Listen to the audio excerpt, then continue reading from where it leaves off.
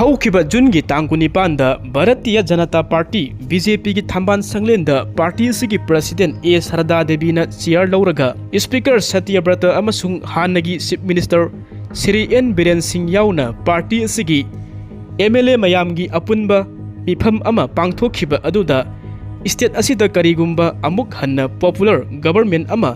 लैहन्नबगिदमक्ता सेंटरगी माइकैदगी अनौबा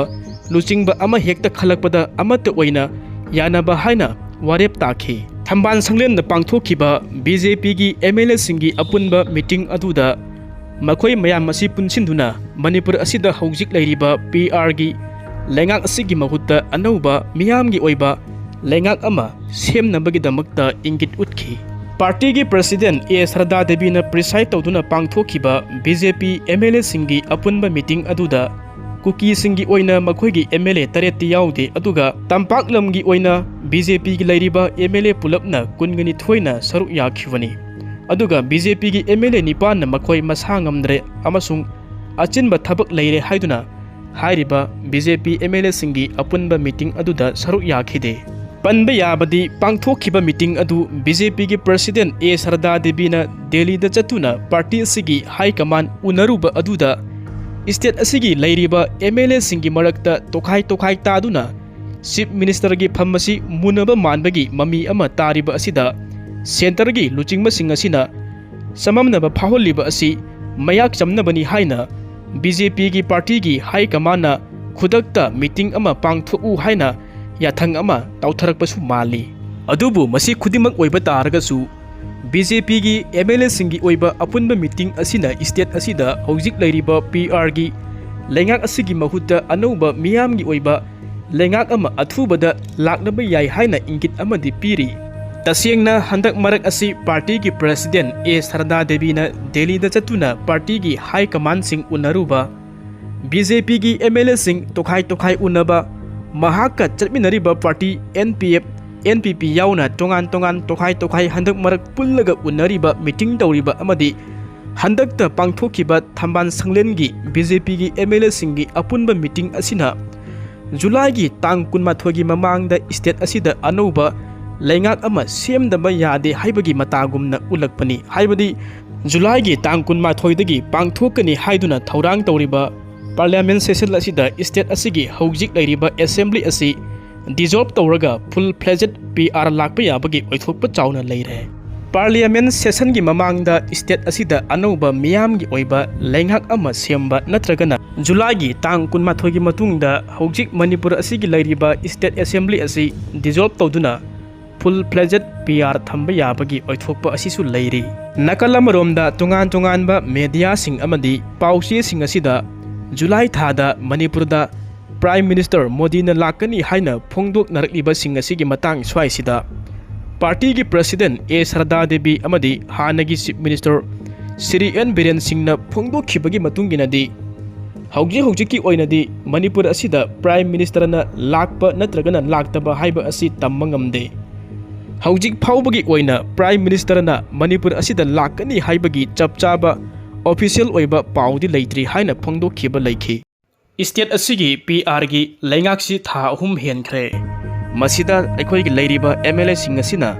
पुनसिन मंगमदबदगी हौजिक फाउबा लैंगाक same मंगमद्रिबनी मखोइ मसेलगी मरक्ता chief minister ओइनिंगबा missing असि यामबा minister ओइनिंगबा मी मसिंग MLA मसिंग असिना अदुकी मटिक यामना मरम ओइरगा मखोइ मसेल असि पुनसिन मंगमदबनी हाइना ममांगदा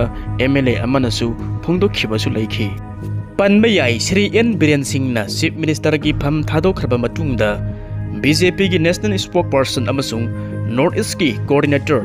MP संबित पत्रना अनौबा लीडर अमा खंदुना अनौबा लैंगाक अमा सेमनबा होनबदा माइ पाक्तबदगी स्टेट असिदा PR थमलखिबनी स्टेट असिदा PR थमलकपा मेगी तांग 18 दा था अहुम मपुंग फाखरे PR थमलकपा था अहुम मपुंग फाजिलकपगा इरोइनना BJP अमसुंग मसिगा चटमिनबा मपांग पार्टी सिंगना सेंटर दा अनौबा लैंगाक अमा सेमहनबिनबा कन्ना तकनबसु हौरखिबनी हौखिबा एप्रिल की तांग कुनमापनदसु MLA कुनमाथोइना साइन तौबा सेरोल अमा प्राइम मिनिस्टर अमसुंग होम मिनिस्टर दा पिशिंदुना अनौबा लेंगाक अमा शेमनबा तक्षिनखिबसु लैख्रे हाइरिबा MLA कुनमाथोइ असिना अयिबा सेरोल अमा प्राइम मिनिस्टर अमसुंग होम मिनिस्टर दा पिशिंदुना स्टेट असिदा अनौबा लेंगाक अमा शेमबिनबा तक्षिनखिबनी पनबा याबदी राज्य सभा प्रेसिडेंशियल प्रोक्लेमेशन अयाब लौनबगी रिजोल्यूशन अमा खननैनबगी पाउखुम पीबदा home minister Amit शाहना करिगुम्बा state असिदा मैतैगा कुकीगा यानाबा पुरकपा तारगदी PR असि नोंगमा फाउबा सोन्थबा तौदना लौथोकनी अदुगा अनौबा लेंगाक अमा सेमदुना स्टेट असिदा हानगुमना शांति हंजलकपा यानाबगी लंबी यातकनी हाइनसु फोंदोखिबसु लैख्रबनी पनबा याई MLA कुनमाथोइना लेंगाक सेमजरगे हाइदुना सेरोल पिसिलिबा असिना होम मिनिस्टरना हाउस दा थमखिबा वाफम हाइबदी मणिपुर की MLA सिंह असिना लेंगाक सेमजरगे हाइदुना क्लेम तरोक्तबना PR असि मखा चथबनी हाइबा वाफम असिदगिनी मसिमसु पनबा याई होम मिनिस्टर अमित शाहना फोंदोखिबा लैखि मदुदी स्टेट असिदा मैतैगा कुकीगा हेक पुनद्रिमखैदि PR असि मखा अदुम लैखिनी हाइखि मैतैगा कुकीगा पुनबा हाइबसिदि फुरुप अनिगी मियाम नते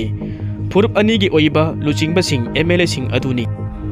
तसेंगना हाइबा तारगदी सेंटर की लेंगाकना PR थंबा असि तसेंगना मणिपुर असिदा पामजखिबनी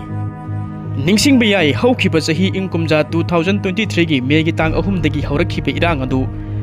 लोइसिनबा ngamde हाइदुना मणिपुर की स्टेट लेंगाकता प्रजा मियामना ताइनखिबनी मसी तसेंगना हाइबा तारगदी मतम अदुदा सेंटर की लेंगाकना स्टेट लेंगाकता तसेंगना खुद थिंजिंदुना आर्टिकल 355 असि थंबगा चप मनना मखोइना सिनखिबा लीला ngaktani adunabu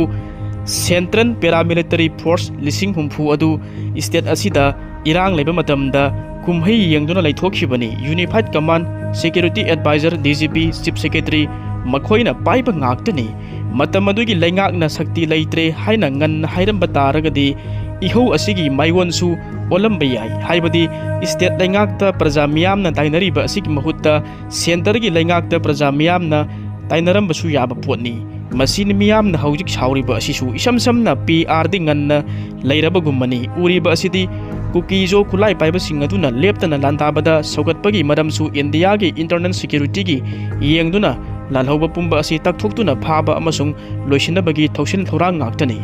मतौ असुम तौना हौजिकती सेंटर की लेंगाकना पांबा इंटरनल सिक्योरिटी की वाफम मदु लोइरे लालहौबा अमत लैतरे हाइबा यारे असुम तौना कुकीजो सुपरमेसी की डिमांड सेंटर की लेंगाकसु खुदोंचाबा असि लौदुना सुमना खक्तंगी लालहौबा थेंगनबा ngamnaba होनबदा स्टेट असिदा चमजरबा मिचम मियामगी युम कई कयामा मै चाखरे लन थुम कयामा मांगखरे नुक्सिरबा थवाई कयामा सुलेमना मांगखरबनी नुपी ओइबी कया असिना ngasiदी लुखरा सिंगना चंदुना मचा अमदी मवा मपुरैबा काइनबगी मिटकी पिरांग असि फौबा कंग्री पनबा याई ममांगदसु तुंगान तुंगानबा केंद्र की BJP की MLA मिहुत खरना पुनसिललगा गवर्नर अजय कुमार बलागा उनदुना मखोइगा चटमिनरिबा MLA पुलपना निफु मरीना मियाम की ओइबा अनौबा लेंगाक अमा सेमदा यानारे हाइना अयिबा सेरोल अमा पिसिनखिबा लैखि पाउमी सिंग उनबदा हाइरो एसी की MLA सु ओइरिबा TS राधेश्यामना हाइखि मणिपुर की प्रजा मियामना पामलिबा मियाम की ओइबा लेंगाक अमा सेमनबा मखोइगा चटमिनरिबा MLA निफु मरी असिना यानारे हाइना गवर्नरदा सेरोल अदु पिसिलुबनी हाइरिबा वाफम सिंग असि गवर्नरना नोट तौसिल्लौबत नटना प्रजा मियाम की इंटरेस्ट तौबा याबा थबकसिंग तौगनी हाइबगी थाजबसु पिरखि हाइना फोंदोखिबनी करिगुम्बा स्टेट असिदा अनौबा लेंगाक अमा लाकपा तारगदी स्टेट असिदा कनाना चीफ मिनिस्टर ओइगनी हाइबसिदी मियामना हौजिक निम्फु ngangnaba हौनरक्ले टोंगान टोंगानबा सोर्सिंग मतुंगिना हानगी chief minister Shri N Biren Singh अमुक हलक्लबा याई हाइनासु फोंदोक्नबा लैखि अदुगा टोंगान टोंगानबा सोर्स अमदना हाइरो एससी की थोकचोम राधेश्यामना अनौबा चीफ मिनिस्टर ओइरबा याई हाइनासु फोंदोक्नखि अमाबु ओइरबसु स्टेट असिदा मतम कया अमा कांगखोंग चाइदुना मपी मपा लैतबा स्टेट अमा ओइरगा लाकपा मतांग असिदा अनौबा लेंगाक अमा सेमलकपा तारगदी मसी मियामना तारामना ओक्लकनी अदुबु लाकदौरिबा अनौबा लेंगाकसिदा हानगी chief minister Shri N Biren Singh अमुक हलकपा तारबसु नत्रगना थोकचोम राधेश्याम ओइरबसु कोन्थौजम गोविंदास ओइरबसु थोंगाम बिश्वजित ओइरबसु वाई खेमचानबु ओइरबसु नत्रगना Speaker Thokchom Saitabrataba oiba taragasu masida maru oiriba asi praja miyamna pamliba asi sahi ani henna waraklaba state asida hanagumna santi hanjilakpa tangdulaitaba state ama amuk hanna purakpa ngamgadaba mating leiba thona phaba masage oijaba thidaba luchingba phurup khudimak asibu panaba ngamgadaba Manipur asibu thamoi sengna praja miyam asibu ngakpa ngamgadaba luchingba aduni darkar oiriba asi miyamna pamba lengak ama purakpa ngamgadra haibasigi miyamda wahang ama oiri miyamna pamba sarkar ama lengak ama haiba taragadi praja miyam asibu nungaina sakthung phithungna thamba ngamba hiram khudimakta chaukatpa tungi lambi sangna uba ngamba leiba ngamba asengba lengak tuni haukiba sahi kayadagi Manipur asida political instability social unrest amadi governance challenging mayam sing asina state asigi ethnic violence economic stagnation amadi public servicing pibada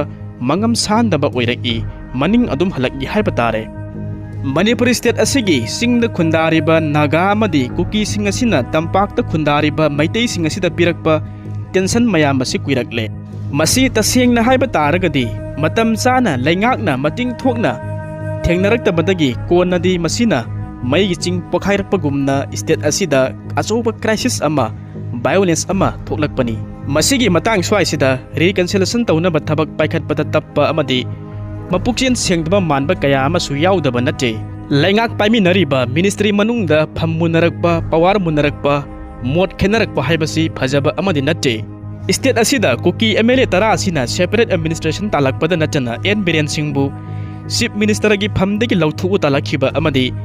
National People's Party gi MLA tarukna BJP na luchingniba laingak asida support tawramba adu haukiba mamang sahi gi November thadagi tokhiba adudagi BJP gi laingakta mai chatpa horakhibani masigi matung tarakpa oina sahi asigi February gi tang 8 da Sri N Biren Singh chief minister gi phamdagi resign tawkhibani aduga February gi tang 18 ingkumja 2025 sahi asida Manipur asida PR thamki amasung Manipur gi lairiba assembly aduna matam khara thabak tahondana thamkhibani article 356 ki makhada legislative power adu parliament na pasin khre Manipur ga mari lainaba bill pumba asi parliament na pass tawba tare masi mayam asi oiningba oirasanu hojik Manipur gi praja mayam na tasengna pamleba asi masagi oijaba thadokpa ngamba luchingba ama center ga nakna pau phauna bangamba tungan ba sakhat thorang awanba reform kaya ama pukchel sengna tawba ngamgadauba leiriba crisis mayam asibu management haiba mating leiba chief minister amani long sighted oiba tungi mieng sanba mioi amana chief minister oihandaba taragadi